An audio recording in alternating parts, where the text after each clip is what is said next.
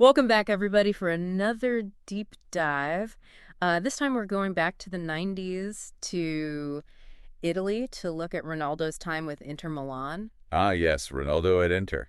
It's a fascinating story, and the article we're looking at today Okay. is from these football times, Mhm. and it's called "The Heartbreak of Ronaldo at Internazionale."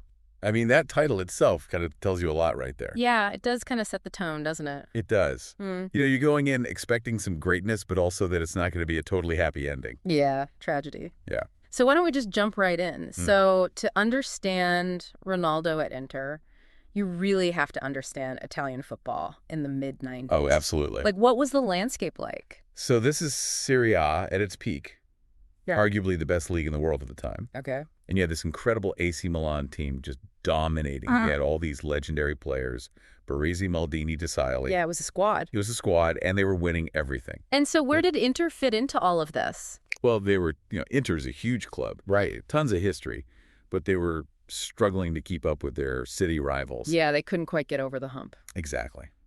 And that's where Massimo Moratti comes in. Okay. He takes over as president, and he's got this ambition, this burning desire to bring Inter back to glory. It's almost like a classic underdog story.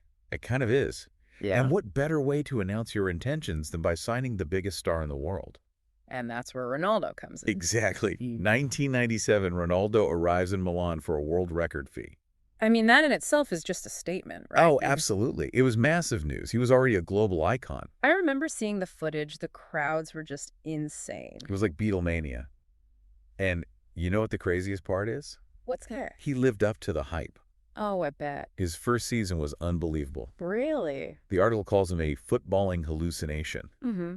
which I think sums it up perfectly. Wow. So how did he fit in tactically? So at the time, Inter were managed by Luigi Simone, and he kind of built the team around Ronaldo. Okay. Very much like a counterattacking style.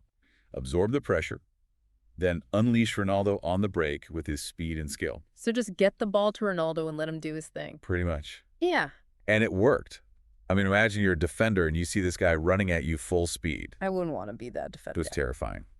He earned the nickname Il Fenomeno, the phenomenon. So he was tearing it up in Syria. Absolutely. Scoring goals for fun in Inter were right there, challenging Juventus for the title. And that brings us to one of the most controversial moments in Ronaldo's Inter story, the 1998 title race, Right. where things got a little bit messy. Yeah, a little bit messy is one way to put it. So set the scene for us. What happened? So the season goes down to the wire. Inter are playing Juventus. Okay, big match. Huge match. And there's this incident that still gets debated today. The denied penalty? Yes. Yes. The one that arguably cost Inter the Scudetto. I can already sense this is going to be a painful one to relive. It's not easy, but yeah. Yeah. Inter are pushing for a win. Like what? And Ronaldo's clean through on goal in the box. He gets taken down, and it's a stonewall penalty. Should have been a penalty. 100%. But the ref waves play on. Are you serious? Dead serious. Oh, man, that's tough. To make matters worse, moments later, Juventus get a penalty at the other end. Oh, come on. I know, right? Hey. But thankfully, Peg Lucas saved it. Oh, thank goodness. But that whole incident just fueled this massive sense of injustice. Yeah, you can imagine. Inter felt robbed, basically. I mean, a single decision like that can have such a ripple effect. Absolutely. It changed the whole dynamic of the season. You have to wonder what might have been if they'd gotten that penalty. It's the ultimate what-if scenario. And it kind of sets the tone for the rest of Ronaldo's time at Inter. Yeah, the highs and lows, the injuries, the what-ifs. It's a roller coaster ride for sure. Well, let's get into that roller coaster ride. Okay. Why don't we take a quick break and then we'll come back and talk about how those what-ifs became a recurring theme in Ronaldo's story. Sounds good. Yeah. It really does feel like that denied penalty just lingered over everything. Like a dark cloud. Yeah, exactly. Yeah. Like even though Inter went on to win the UEFA Cup that season, Mm-hmm.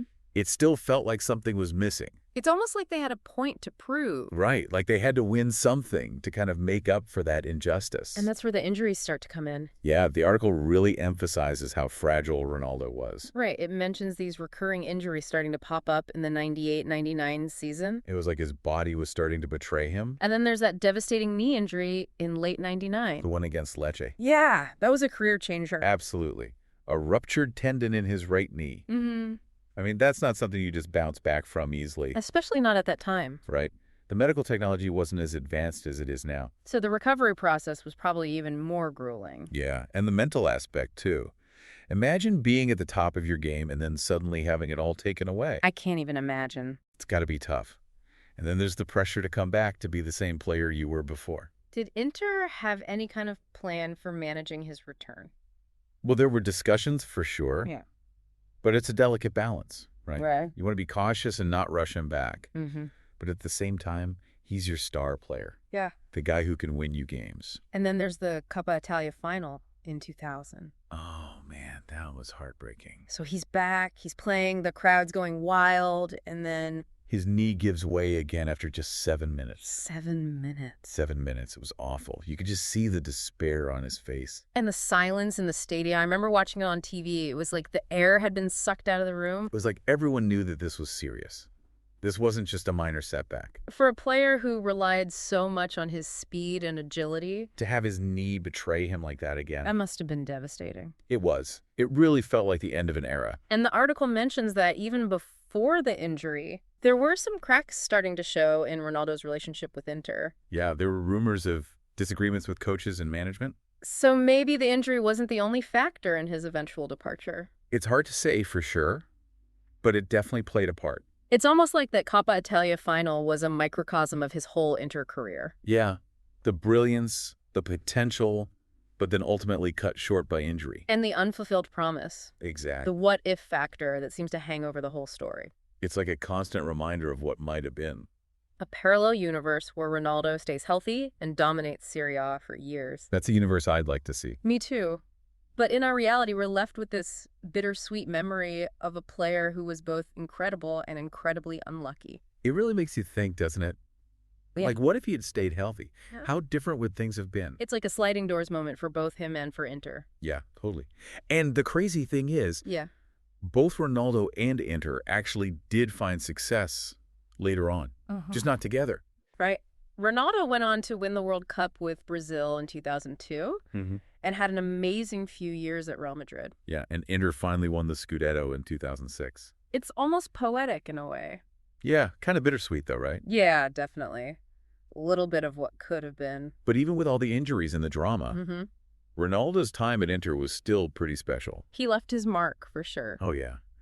The article talks about those moments of brilliance. The flashes of magic. The way he could just glide past defenders. It was like he was playing a different game. Totally. And there's this one goal he scored against Schalke in the UEFA Cup. Okay, tell me about this goal. So picture this: Inter are attacking. Okay. Ronaldo gets the ball just outside the box. Okay. He's surrounded by defenders. So pretty standard stuff for him. Yeah, but then he does this incredible move. What'd he do? He feints one way, pulls the ball back, Yeah. nutmegs Johan de Kock, and leaves Olaf Thon completely flat-footed. All in like a split second. Yeah, it was unreal.